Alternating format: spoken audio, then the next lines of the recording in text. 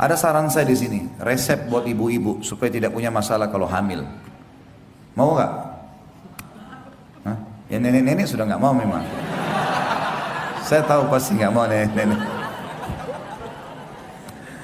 Jadi gini, kebanyakan orang itu dia selalu ngidam, mau mangga mudah lah, mau sop ayam yang ada di Lamongan, padahal dia di Jakarta.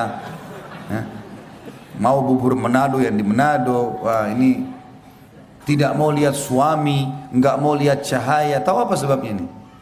Ini sugesti diri. Jadi kadang-kadang waktu ibu masih gadis, ini saya bahasakan ke istri saya.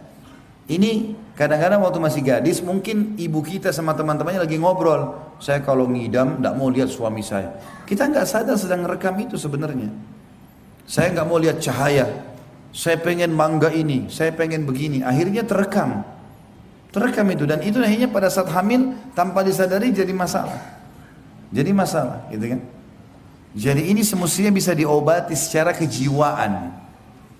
Walaupun kalau muncul, kalau sudah muncul memang pengen sekali, gak ada masalah. Boleh kita bahasakan ke suami. Ya. Dan ini harus dibahasakan baik-baik. Terutama kalau sensitif, seperti masalah biologis sensitif memang. Karena suami kadang-kadang tidak bisa mengerti masalah itu. Bukan karena dia ya. Karena kejiwaannya memang nggak bisa, dia nggak bisa membendung itu, masuk kepada pikiran, masuk kepada perasaan, masuk ke segala macam emosional gitu kan. Saran saya yang pertama, ibu tentunya konsultasikan kepada teman-teman medis.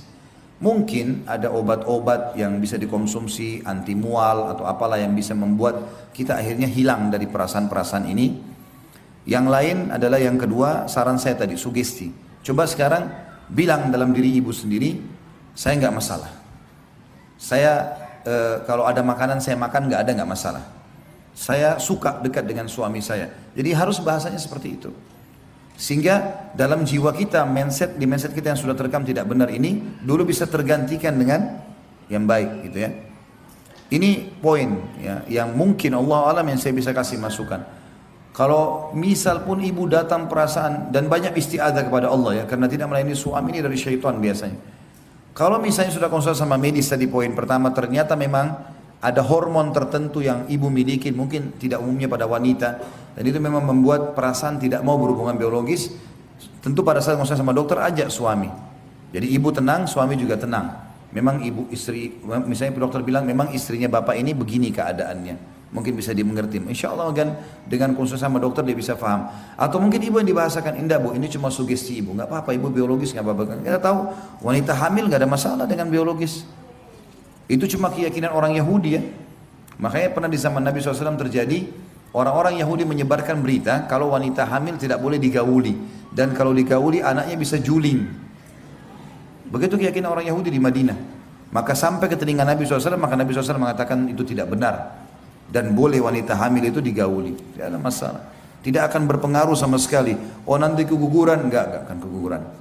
Kuasa Allah SWT itu ya, tidak ada hubungannya sama sekali.